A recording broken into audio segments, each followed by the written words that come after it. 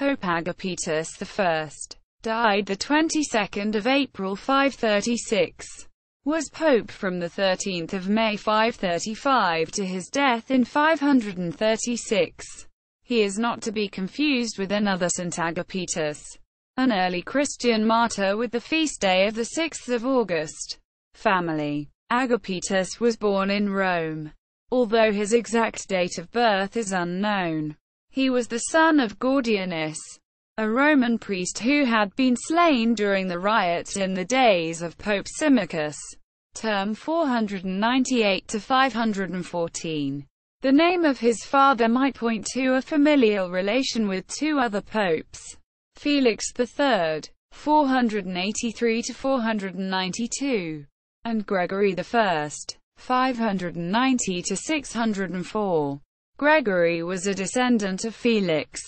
Gregory's father, Gordianus, held the position of regenerius in the Roman Church. Nothing further is known about the position. Biography. Agapetus collaborated with Cassiodorus in founding at Rome a library of ecclesiastical authors in Greek and Latin, and helped Cassiodorus with the project of translating the standard Greek philosophers into Latin. Geoffrey Richards describes him as the last survivor of the Sarmatian Old Guard, having been ordained as a deacon perhaps as early as 502. During the Laurentian Schism, he was elevated from archdeacon to pope in 535. His first official act was to burn, in the presence of the assembled clergy, the anathema which Boniface II had pronounced against the latter's deceased rival Dioscorus on a false charge of simony, and had ordered to be preserved in the Roman archives. He confirmed the decrees of the Council of Carthage, after the retaking of North Africa from the Vandals, according to which converts from Arianism were declared ineligible to holy orders, and those already ordained were merely admitted to lay communion.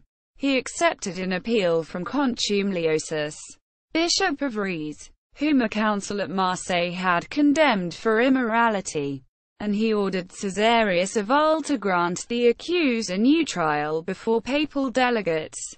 Meanwhile, the Byzantine general Belisarius was preparing for an invasion of Italy.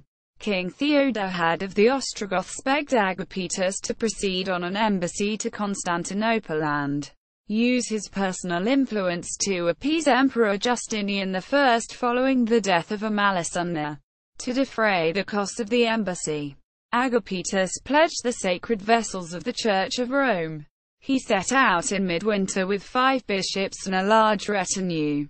In February 536, he appeared in the capital of the East. Agapetus immediately turned his attention from the political matter Theodahad had sent to him to address to a religious one. The occupant of the Byzantine patriarchal see was Anthimus I, who had left his episcopal see of Trebizond against the protests of the Orthodox. The Empress Theodora finally seated Anthimus in the patriarchal chair. When Agapetus arrived, members of the clergy entered charges against Anthimus as an intruder and a heretic. Agapetus ordered him to make a written profession of faith and to return to his forsaken see.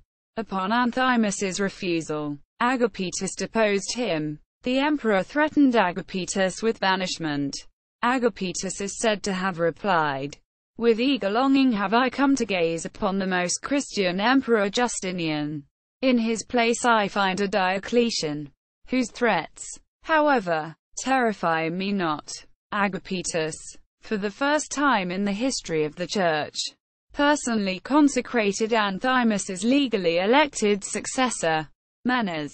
Justinian delivered to the Pope a written confession of faith, which the latter accepted with the proviso that, although he could not admit in a layman the right of teaching religion, yet he observed with pleasure that the zeal of the emperor was in perfect accord with the decisions of the fathers.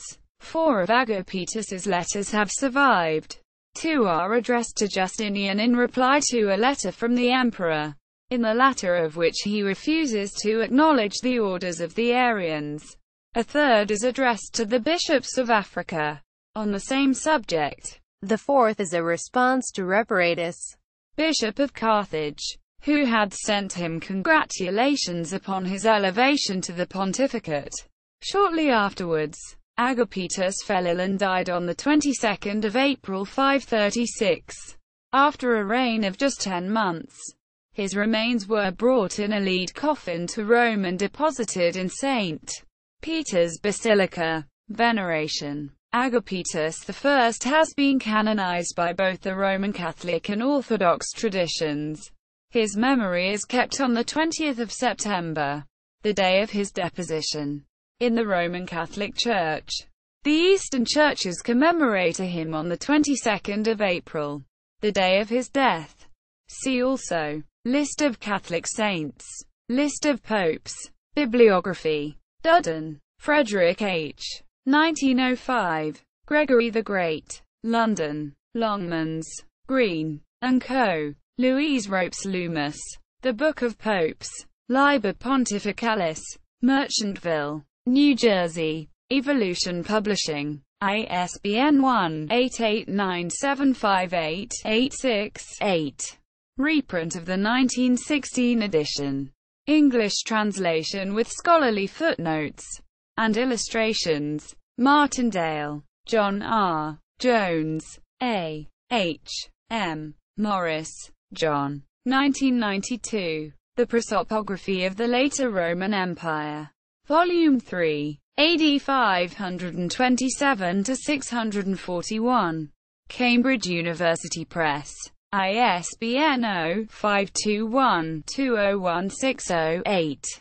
Friedrich Wilhelm Bautz. 1975. Agapetus I. Quote: in Bautz, Friedrich Wilhelm. Biographisches Bibliographisches Kirchenlexikon. BBKL. In German. 1. Ham. Bautz. Col. 52. ISBN 3-88309-013-1.